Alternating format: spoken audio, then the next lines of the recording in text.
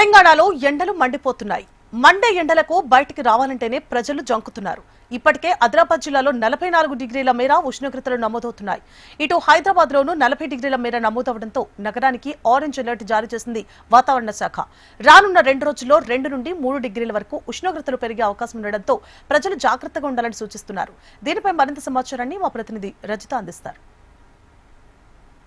తెలంగాణ రాష్ట్రంలో బాణుడు బగ్గుమంటున్నాడు. రోజు రోజుకి పెరిగిపోతున్న ఉష్ణోగ్రతలతో ప్రజలు అల్లాడిపోతూ ఉన్నారు. వేడి వాతావరణం ఉక్కపోతతో ఉక్కిరిబిక్కిరవుతూ ఉన్నారు.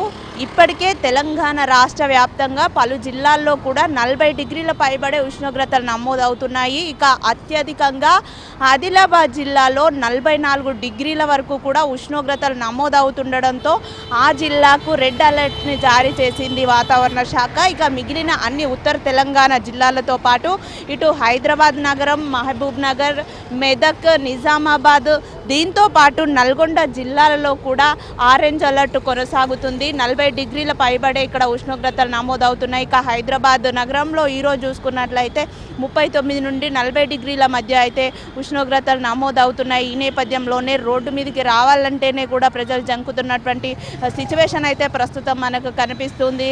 రోడ్లపైన కూడా చూసుకుంటే కాలినడకన వెళ్ళేవారు అయితే అస్సలు కనిపించడం లేదనే చెప్పుకోవాలి. ఇక 2 వీలర్లు కూడా చాలా తక్కువగానే కనిపిస్తూ ఉన్నాయి. ఏమైనా అడపాదడపా ఏదైనా అత్యవసర పని మీద బయటికి వెళ్ళేవారు, కార్లలో వెళ్ళేవారు మాత్రమే రోడ్లపైన మనకు కనిపిస్తున్నారు.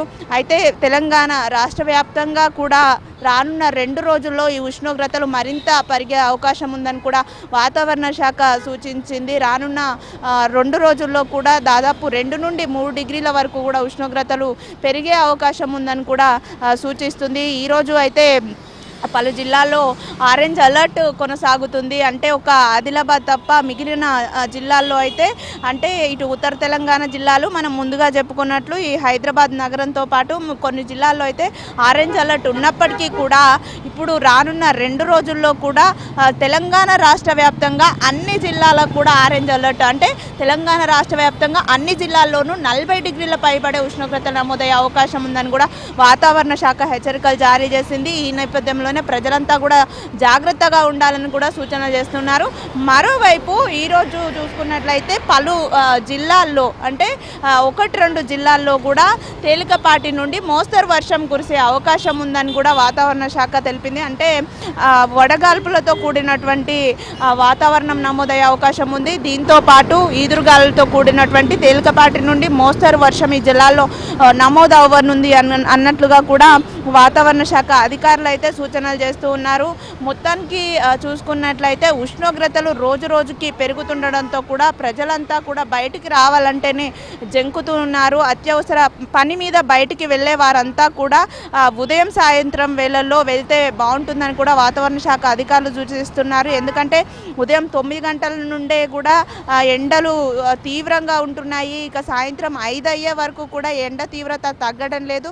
దీంతో కూడా తీవ్రమైనటువంటి వేడి వాతావరణంలో బయటికి వెళ్తే ప్రజలు అనారోగ్యానికి గురయ్యే అవకాశం ఉంటుంది. కాబట్టి తగిన జాగ్రత్తలు తీసుకోవాలని సూచిస్తున్నారు. ఇక ఎండలో వివిధ పనులు చేసేటువంటి వర్కర్స్ కావచ్చు, ఇటు ట్రాఫిక్ సిబ్బంది కావచ్చు, వీరంతా కూడా తగిన జాగ్రత్తలు తీసుకోవాలని సూచిస్తున్నారు. అంటే ఎండ తగలకుండా తలను కప్పి ఉంచుకోవడము, బాడీ డీహైడ్రేట్ అవ్వకుండా ఎప్పటికప్పుడు కూడా ఏవైతే నిమ్మరసం కావచ్చు, ఇటు వాటర్ మిలాన్ జ్యూస్ కావచ్చు, కొబ్బరి నీళ్ళను కావచ్చు, ఇటువంటి వాటర్ కంటెంట్ ఉన్నటువంటి పానీయాలు అంటే ఫ్రూట్స్ కావచ్చు, పానీయాలను కావచ్చు తీసుకోవడం వల్ల శరీరాన్ని హైడ్రేటెడ్గా ఉంచుకోవచ్చని కూడా వైద్య నిపుణులు సూచిస్తున్నారు.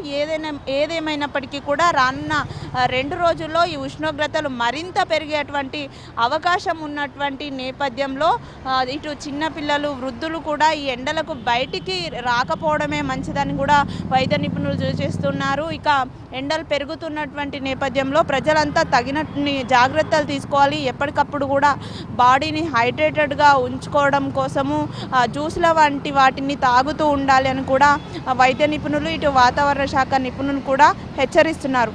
వీడియో జర్నలిస్ట్ ప్రవీణ్తో రజిత, హెచ్ఎం టీవీ.